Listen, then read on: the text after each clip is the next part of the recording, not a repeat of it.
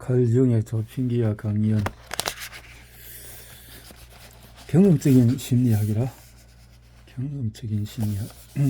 지금까지 칸트 철학의 신성한 토대를 밟아왔습니다. 그러나 우리가 어둠의 영역으로 들어가지 못하도록 가로막고 있는 문들을 부수는 쪽을 택한다면 여기서부터 누가 우리와 동행할까요? 칸트가 경험한 아마 내부 감각만을 가진 존재들이 존재한다는 것을 우리에게 가르치지 못할 것이다 라고 말할 때 그 말이 다소 거칠게 들리지 않습니까? 또 이런 단락은 어떻게 들렸습니까?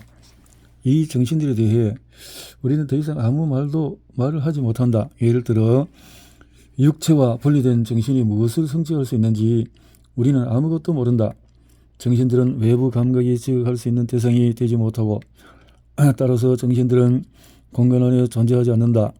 이것 이상으로 우리가 아무것도 말하지 못한다. 그 이상으로 말한다면 우리는 공성의 날개를 펴게 될 것이다. 또 이런 단락도 있습니다. 나의 이 관찰은 철학적인 통찰력이 이런 종류의 존재들에 대해서 드러낼 수 있는 모든 것을 나타내고 있다고, 또 미래에 우리가 그런 존재들에 관한 온갖 종류의 개념들을 지속적으로 갖게 되더라도 우리는 지금 알고 있는 것보다 더 많은 것을 절대로 알지 못할 것이더라고 나는 감히 말한다. 칸트는 그가 말한 대로 말하는 수밖에 없었으며 그의 관점에서 보면 그는 절대적으로 옳았습니다. 그가 이런 말을 한 뒤로 100년 이상의 세월이 흘렀습니다.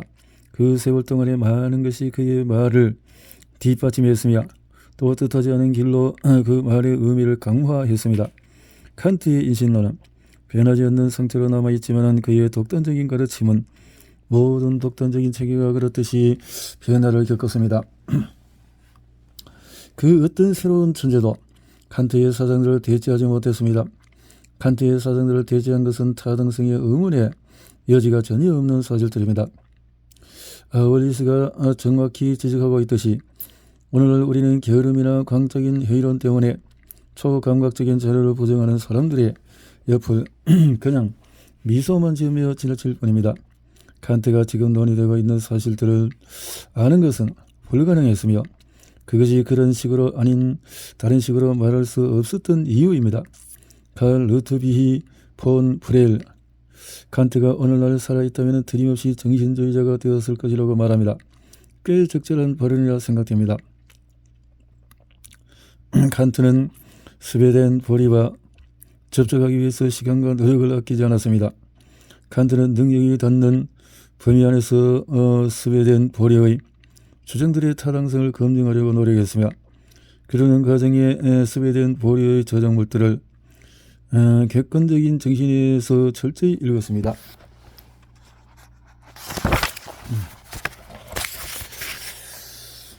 그래서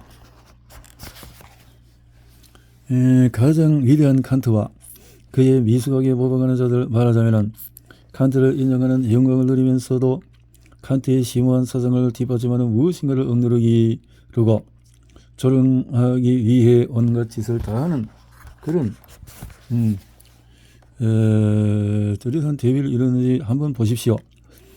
정신주의자들을 공격하기 위해서 칸트의 사상을 이용하는 사람들은 스스로 멍청이라는 점을 드러내는 것이나 다름없습니다. 칸트가 이런 말을 했으니 말입니다. 심지어 이 삶에서도 인간의 영혼은 정신세계의 모든 비물질계들과 떼어놓을 수 없는 공유 상태에서 존재하면서 비물질계들에게 영향을 주기도 하고 그것들부터 인상을 받기도 한다는 것이 언제 어디서 일어날지는 모르지만 미래에는 훨씬 더 잘 증명될 것입니다.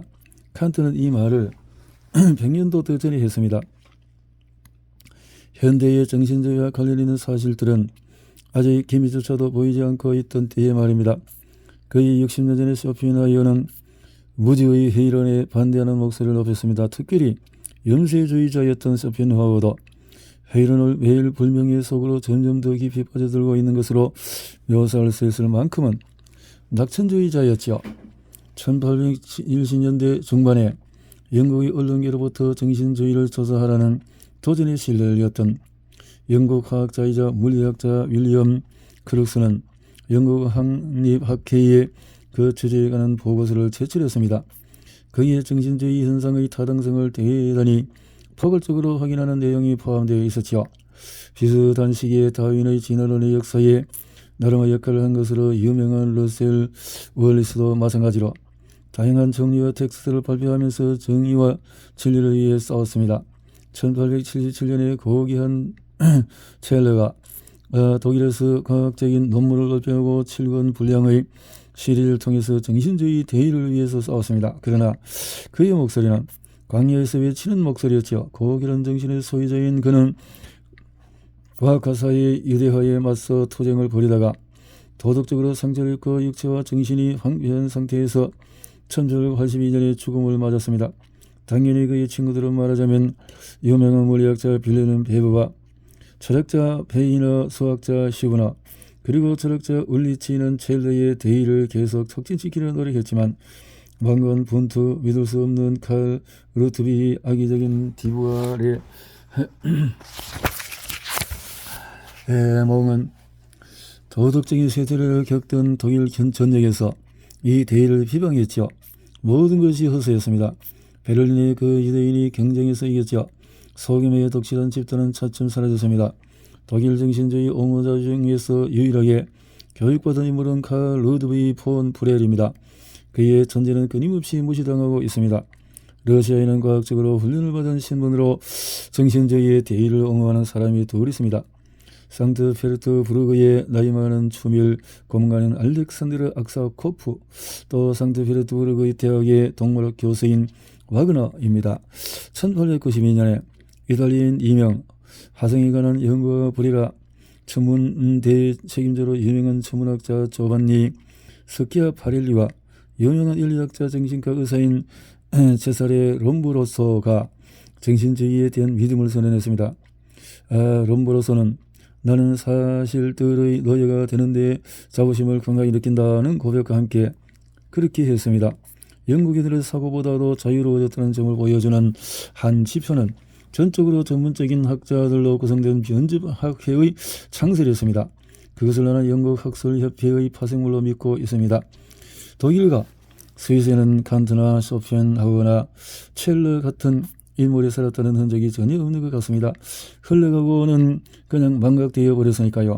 사람들은 지금 널리 인기를 끌고 있는 철학자 에드와르프 폰 하르트만과 그의 무의식 이론에도 귀를 기울이지 않으려 하고, 그보다 더 세밀한 공부가 요구되는 폰 브렐리에는 관심을 더더욱 기울이려고 하지 않습니다. 우리가 과거의 강단으로부터 듣는 내용은 모두 물질주의의 메아리입니다. 역겨운 냄새를 풍기는 물질주의라는 식물은 이 땅의 모든 과학기관들에서 자라고 있으며 출세를 지향하는 인간들의 똥으로부터 자양분을 충분히 공급받고 있습니다.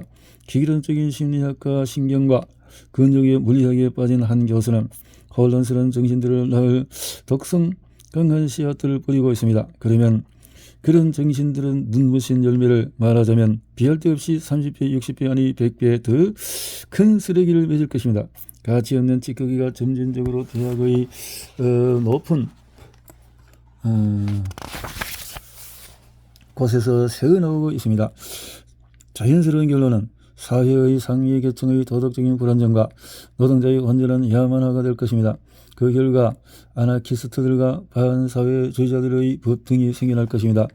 자연의 성지자는 불신하기는 악마가 인간들의 가슴 속에서 성취하고 있는 착실한 진전 앞에서 야단 법석을 떨겠지만, 그 같은 사실이 성직자가 설교단에서 정신주의의 죄를 통렬히 비난하고 사람들의 정신을 정신주의에 달에 관한 온갖 종류의 터무니없는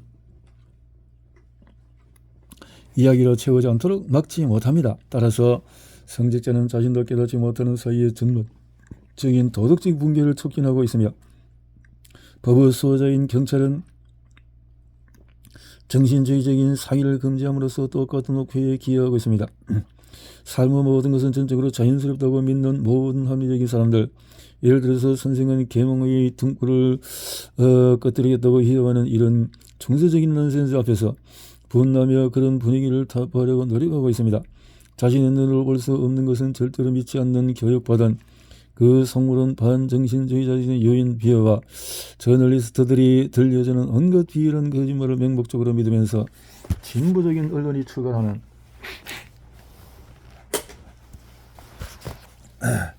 그 주제에 관한 인생으로의 수렁에 빠져 뒹굴고 있지요.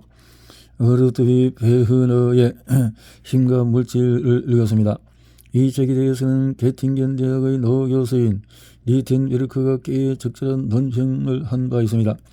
어떤 사람의 머리가 책과 부딪혔는데 거기서 속이 텅 빈 소리가 난다면 그것이 언제나 머리의 결함일까? 누군가가 그 교육받은 성물의 삶의 역사를 글로 쓴다면 게으름의 가난장이 책의 반을 차지할 것입니다. 칸트는 어느 시점에 이렇게 말합니다. 자연이 사람들을 다른 존재들의 지배로부터 해방시키고 한참 지나서까지도 아주 많은 수의 사람들이 자신의 삶을 절대로 향상시키지 않으면서 만족하는 이유는 바로 게으름과 소심함이 있다. 내가 이 인종에 대해서 추가로 논평하는 것은 불필요한 일입니다. 그것이 나의 견해를 정확히 표현하고 있으니까요. 따라서 거기에 나의 지지를 더하는 것보다 더 자연스러운 행위는 없습니다. 경험적인 심리학.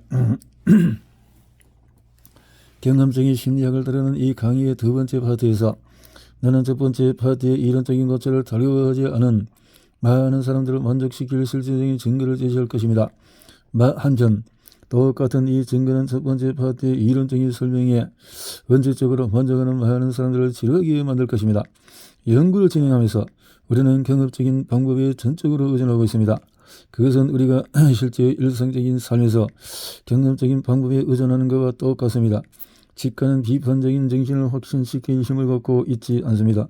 그것은 이론적인 고려가 실용적인 상황을 다루는 방법을 우리에게 보여주지 못하는 것과 똑같습니다. 그럼에도 정말 이상하게도 합리적인 심리학의 발견에 완전히 동의하는 꽤 많은 사람들이 다양한 이유로 심리학이 경험적인 측면을 갖고 있다는 점을 인정하기를 거부합니다. 쉽게 말하면 구약 성경과 신약 성경의 기적을 단호하게 믿으면서도 오늘날에도 그와 똑같거나 비슷한 사건들이 여전히 일어나고 있다는 것을 절대로 인정하지 않으려는 사람들이 바젤에만 수백 명 아니 수천 명이 있을 것입니다. 다시 말하지만 이론적인 차원에서 영혼이 존재하고 영혼이 여러 가지 속성을 갖고 있다는 것을 받아들이면서도 누구나 그런 것을 실제로 경험할 수 있다는 사실을 부정하는 사람들이 있습니다. 어떤 것에도 신경 쓰지 않고 오직 삶의 그림의 검은 그림자들을 나타내기 위해서만 존재하는 그런 사람들에 대해서 말하자면 그들에 대해서는 말할 필요가 전혀 없습니다. 경험적인 심리학의 최고 관심은 합리적인 심리학의 이론들을 뒷받침하는 실제 증거들을 제공하는 것입니다. 영혼의 존재와 관련해서 합리적인 심리학이 제시하는 제1 원리는 실제적인 증거를 요구하지 않습니다. 인과성의 범주를 올바르게 이용한다면 우리는 반드시 영혼의 존재를 인정해야 합니다. 당연히 인과성의 범주를 이용하지 않거나 그 범주의 필요성을 전혀 느끼지 않는 사람들은 이 문제에 의견을 개진하지 못합니다. 영혼의 존재를 뒷받침하는 사실들의 숫자는 5입니다. 만약에 영혼이 존재하지 않는다면 이런 사실들이 존재하는 것은 불가능할 것입니다. 그러나 불가능한 사실 같은 것은 절대로 있을 수 없기 때문에 영혼은 존재해야 합니다. 경험적인 심리학의 중요한 과제 중에 하나는 합리적인 심리학이 제시한 영혼에 대한 정의를 세세하게 입증하는 것입니다. 영혼은 공간과 시간으로부터 독립되어 있는 지적인 존재라는 점에서 이미 밝힌 바가 있습니다. 첫째, 영혼은 지적입니다. 이 원리를 뒷받침하는 최고의 증거는 영혼의 한목적적인 활동, 즉 조직화 능력입니다. 영혼은 감각에 지각되지 않습니다. 그것이 공간 밖에 존재하기 때문입니다. 1873년에 크루스와 영국 왕립협회의 회원인 발리는 영매 플로런스 쿡의 도움을 받아 자신의 런던 실험실에서 영혼이 나타나도록 하고 영매와 함께 그것을 전기불 밑으로 사진으로 담는 데 거듭 성공했습니다. 와그너 교수도 수없이 많이 실패한 끝에 존 프리비트 코프 부인의 지원을 받아 상트페르트부르크 대학의 어느 방에서 영매의 머리 위에 얹힌 손을 사진으로 찍는 데 성공했습니다. 내가 아는 한 1877년부터 1879년까지 영매 스택 박사와 함께 공동 실험을 실시한 첼로 빌헬름 베버 페이너는 사진을 찍지는 못했지만 두 조각의 슬레이트 사이에 놓은 금댕이로 검게 칠한 종이 위에서 손바닥 자국과 발바닥 자국을 확보했습니다. 1875년에 공간에서 저절로 물질화되었던 손들을 처음으로 파라핀으로 형을 뜨는 데 성공했습니다. 이 업적은 미국 매사추세츠주의 웰즐리 칼리지의 지질학 교수였던 윌리엄 덴턴이 성취한 것이었습니다. 1883년 그때 덴턴 교수는 너기니에서 지질 탐험을 하던 중이었죠. 그 이후로 이런 실험들은 되풀이되었으며 영국과 유럽 대륙에서 대단한 성공을 거두었습니다. 나 자신도 그런 현상을 찍은 사진들을 소유하고 있습니다. 그것들을 보기를 원하는 사람이 있으면 언제든 좋습니다. 영어로 지적인 조직인 행위라는 생각을 뒷받침하는 증거를 제시하자면 아주 많습니다. 그러나 나의 강의의 범위가 제한적이라는 점을 감안한다면 지금까지 제시한 예로도 충분합니다. 이 주제를 추구하고 싶어하는 사람이 있다면 나는 라이프치히 뮤처 정신주의 도서관에 있는 크루스와 월리스의 논문들뿐만 아니라 첼러의 강학 논문과 알렉산드르의 악사코프의 에미니즘과 정신주의까지 공부할 것을 권합니다. 이제 영어는 정의 중의 두 번째 요소, 즉 영어는 공간과 시간으로부터 독립을 누린다는 점을 뒷받침하는 증거를 제시해야 합니다. 개념적인 범죄들, 그러니까 공간과 시간 그 너머에 있는 모든 것은 초월적입니다. 초월적인 모든 것, 즉 전혀 공간적이지 않고 전혀 시간적이지 않은 모든 것은 언제나 우리에게 알려질 수 없으며, 이런 의미에서 보면 이그노라비무스라는 주장은 완전히 정당합니다. 우리가 초월적인 것을 직면하는 것은 감각적인 경험의 정신적인 영역에만 국한되지 않습니다. 그렇기는커녕 아이작 뉴턴이 자연 철학의 수학적인 원리를 출간한 1687년 이후로 사람들은 일상의 삶 속에서 초월적인 것을 경험할 수 있었습니다. 만유력은 일정의 원격 작용입니다. 그렇기 때문에 내가 지난 학기에 중력의 법칙에 대한 비판에서 설명했듯이 그것은 초월적인 어떤 원리의 직접적인 표현입니다.